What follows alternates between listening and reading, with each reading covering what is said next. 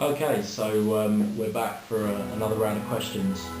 I suppose an interesting question to start with would be regarding the Casino Royale spectacular. It was of course Ian Fleming's first book, and they've recently remade the film showing James Bond winning vast amounts of money as part of the government to outbid enemies that he's been fighting against. If you could just let me know what was the original basis of Casino Royale, because obviously you worked with Fleming closely on that. Yes, I mean, of course it wasn't a casino, it existed, and the advantage of it was that you got lots of different people, different nationalities there, and of course including people from the German government in those days, and they were using their winnings for doing all sorts of things that we didn't appreciate and we worked against. But it was relatively easy.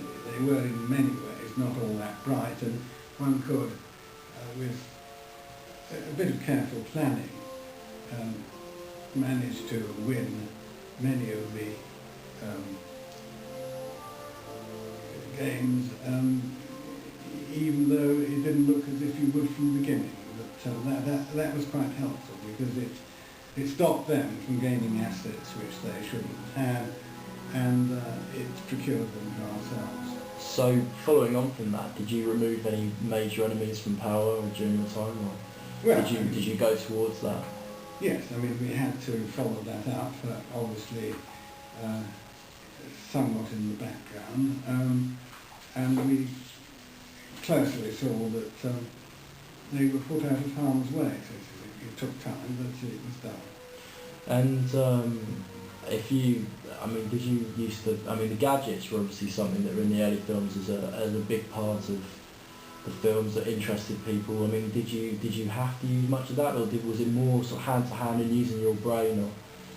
No, I mean, it's perfectly true that research produced certain weapons which were very neat and simple to handle, and yet they were fairly lethal.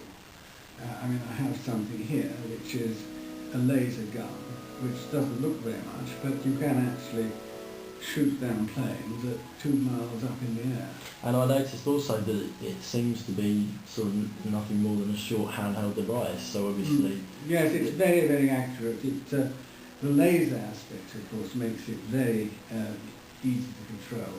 But it's something we developed quickly for a particular reason, and it proved its worth. It produced the right weapon at the right time.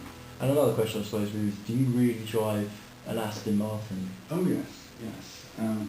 It's not necessarily my best car, but it is a car that I've had for some time, and I do find, in many ways, it gives one a feeling of the British pride. Exactly. Yes, yeah. Exactly, and that's I can understand that. Well, thanks very much, and we'll come back to you for another session of remembering yourself. Thank you very much, James Bond.